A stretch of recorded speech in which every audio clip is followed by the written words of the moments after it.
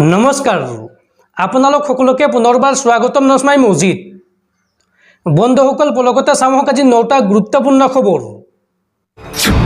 প্ৰথমটো খবৰ, বিজেপি চৰকাৰক পুনৰ খুৰদাৰ সমালোচনা বিধায়ক অখিল গগৈয়ে মন্তব্য কৰি কয় যে হিমন্ত চৰকাৰে মুছলমান মানুহক কেতিয়াও ভূমিৰ পট্টা নিদিয়ে। অসমৰ কোনো ঠাইতে মুছলমান মানুহে মাটিৰ পট্টা নাপায়। হিমন্ত চৰকাৰক এই বুলি কটাক্ষ বিধায়ক অখিল গগৈৰ। হিমন্ত চৰকাৰে মুছলমান মানুহক কেতিয়াও ভূমিৰ পট্টা নিদিয়ে।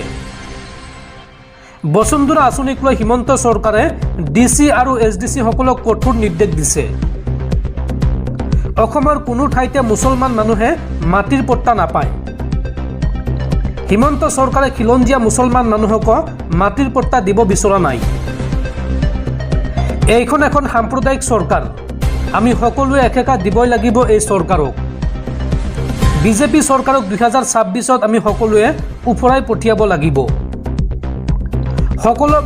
সকলো বৈধ ভাৰতীয়ই অসমত শান্তিৰে জীয়াই থকাৰ অধিকাৰ পাবই লাগিব।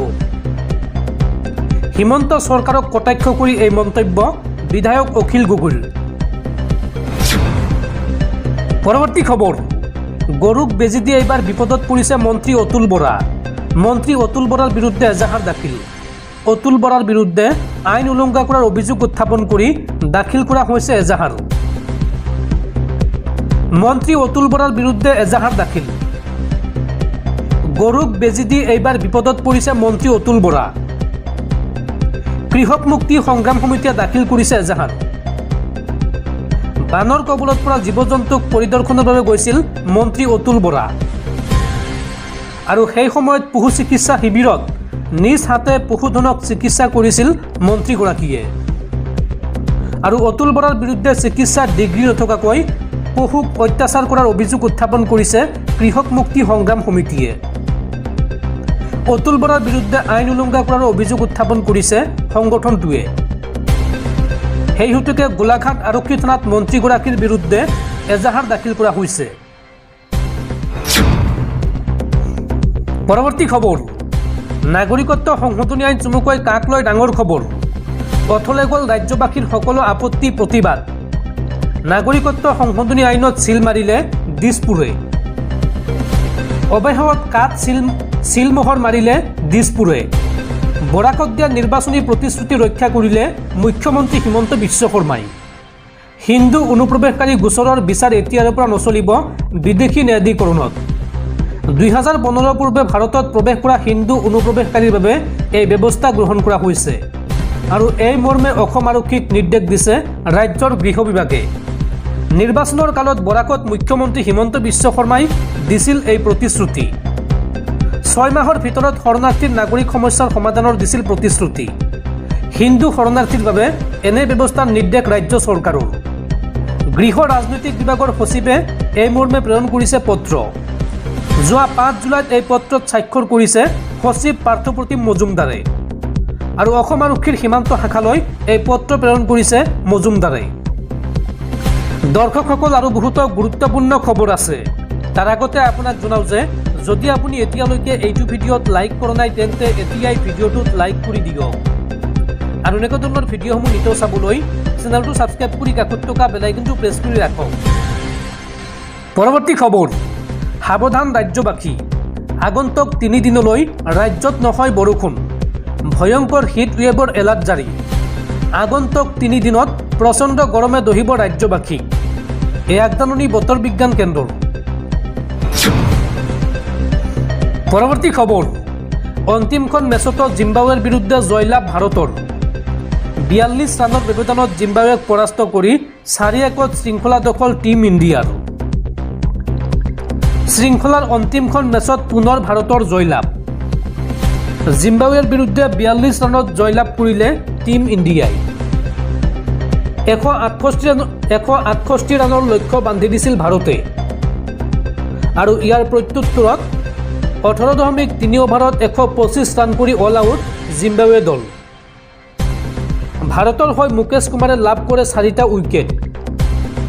শিৱম ডুমে লাভ কৰে 2টা উইকেট আৰু এই সকলোবোৰ মিলাই 4-1 শৃংখলা দখল ভাৰতৰ।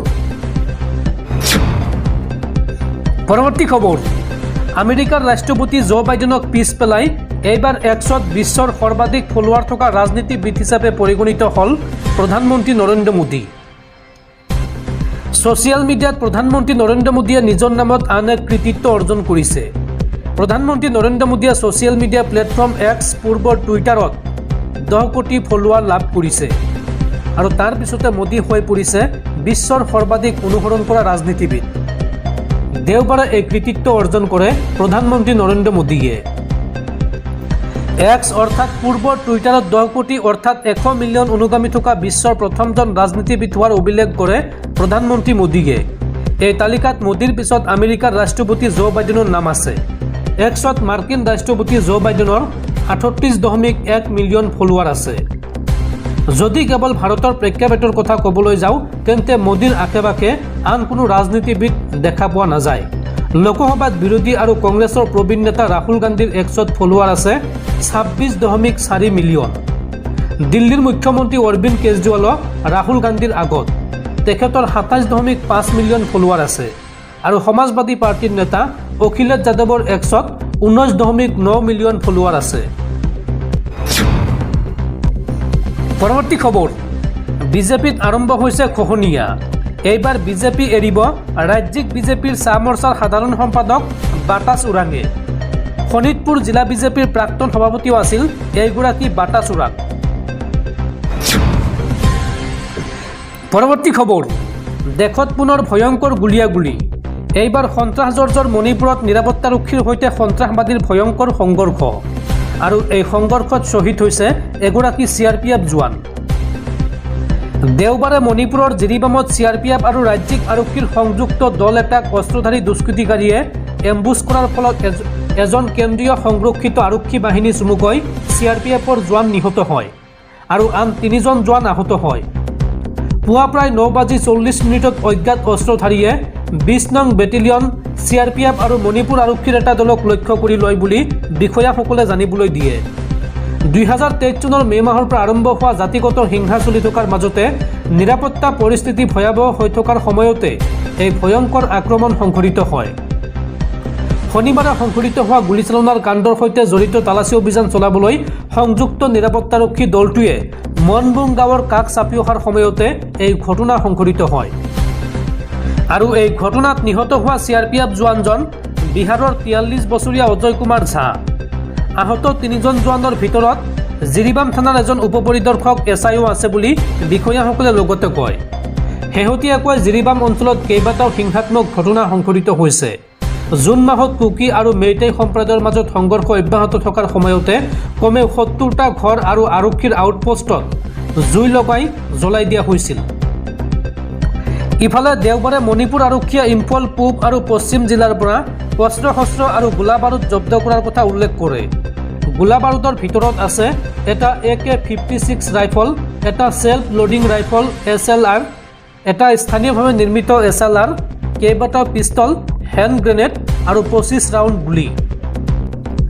উল্লেখযোগ্য যে ইম্ফল পশ্চিম জিলাৰ খুয়াথং আৰু নাগামাবাল অঞ্চলত শুকুৰবাৰে এক সুকীয়া অভিযানত বিষয়াসকলে এটা এক্সকেলিবাৰ ৰাইফল 7.62 mm আৰু এটা MA3 MKI ৰাইফল গোলা বাৰুদসহ জব্দ কৰে।